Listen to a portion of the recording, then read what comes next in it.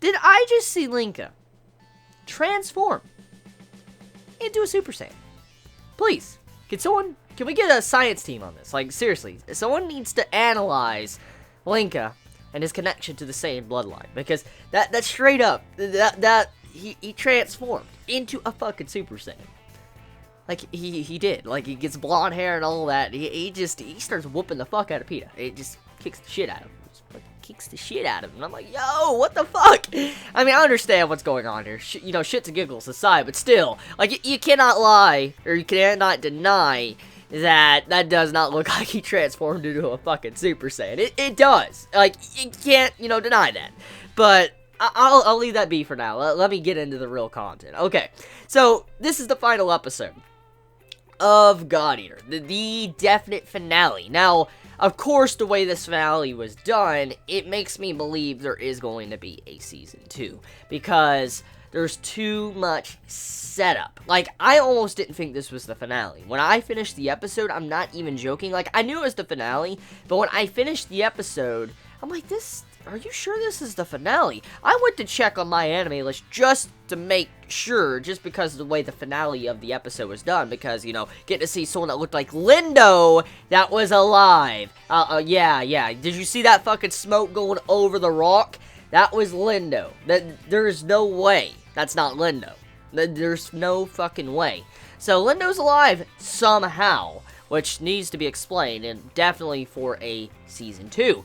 Now, that's why I believe that there is going to be a Season 2, because there's a lot of stuff. We have a mysterious character that pops up at the end. We get to see, like, a black silhouette, and I wonder exactly who that is, what connections does this person have with Lindo, and I mean, on top of that, we have to factor in, like, what is going to happen next, because, I mean, we have this project that's underway with a rocket that will launch into space. Linka, he's dying. I mean, Oracle cell erosion to be exact, and, how his skin's all getting messed up, along with, how his hair went fucking yellow. I mean, there's a lot of explanation that needs to be done, and we technically were not given that at this time, especially with whatever that fucking creature is that's being made in that factory to launch the rocket. Like, they're trying to create something that will cause the apocalypse, the devouring apocalypse, and I'm assuming they're making some form of gigantic origami. That's what it looks like to me. But I will say this, though. This final episode, very good, though, in a way. I love the action throughout this episode, and I mean, if you love action, you're gonna love this episode, definitely. There's no denying that. Probably some of the best action scenes of God Eater. Hands down, definitely. Because, I mean, when you see Linka going in with his God Arc, fucking OP, by the way. You know what? Let me take a moment to talk about that. Linka's God Arc. The fuck? That thing is broken beyond belief. Like, that's really fucking broken. Like, last week's episode, that shit was crazy. I mean, he comes in, he's fucking firing lasers and shit, and that's some broken shit. Like, I mean, seriously. Firing damn lasers and kicking ass out of everything. Everything's dying and getting fried to death.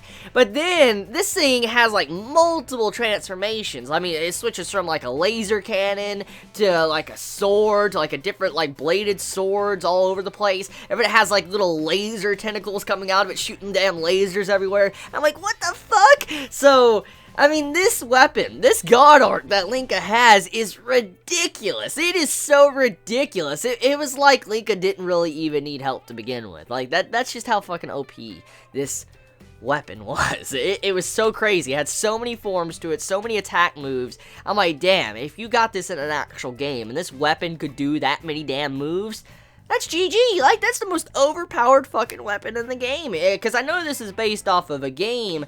So, I mean, if that weapon actually exists in the game and has that many moves, holy shit. Like, you won't need any other weapon.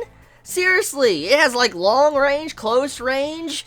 And I bet it has fucking sniper capabilities to it as well. I mean, that thing is freaking crazy. I mean, it's a laser gun cannon. It's everything. So, damn, next thing it's gonna be like a lightsaber, dual-bladed lightsaber going around to, that fucking lightsaber noise. Yes, you can tell I've recently just once again watched Star Wars The Force Awakens. But still, just this final episode, that fight was intense and awesome. But holy crap, Linka, chill. Like, that god art, damn, that's fucking broken. So yeah, PETA dies. Let's talk about that for a second. So PETA, he's dead. He's dead as fuck. And I know where they're trying to go with it now that I look at this episode. It explains a lot. I actually briefly mentioned this a very long time ago. And about, I think, episode 6, 7, it was when PETA was first introduced. I talked about this. It was in the first half of God Eater. And I remember talking about the, intelligence of Aragami, of how they might evolve. And this episode kind of focuses on that. PETA was kind of like the precursor to what is to come. For instance, Aragami being able to learn, to grow smarter, to be able to communicate with humanity, so forth.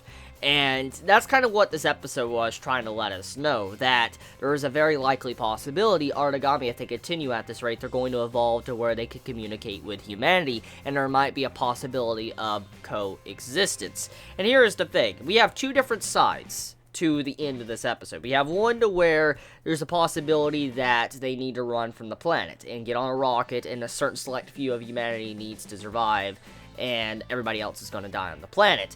And then the other side is to where the Aragami might evolve to a point to where they will stop hunting humanity and they will coexist with them. That's two likely possibilities, but knowing how these type of stories are, or how humanity usually is, they're very destructive. I mean, let's look at a series like Gears of War, okay? I love Gears of War, and, I mean, when, humanity is pinned up against a wall or something, I mean, you have it to where humanity will be very destructive in a way. They'll take things down that could possibly be coexistence with. There you go, to correct my example. And I feel like before the end of the day, all the Aragami, even if they want to coexist, they're probably going to get killed by humanity, because there's always going to be some form of conflict between these two different species, and they're probably going to get killed in the process. So yeah, my final thoughts on God Eater, a very enjoyable series. I'm glad I watched it. I look forward to Season 2 when it is finally animated, but next time, I guess we're going to be getting, Tales. I think the next series that Ufotable is actually animating is Tales, and probably Heaven's Fill. So yeah, I look forward to that. Can't wait to review those upcoming series from, this studio. Let me know your thoughts. You all have a wonderful day or not, wherever you live. Please be safe. Chibi out.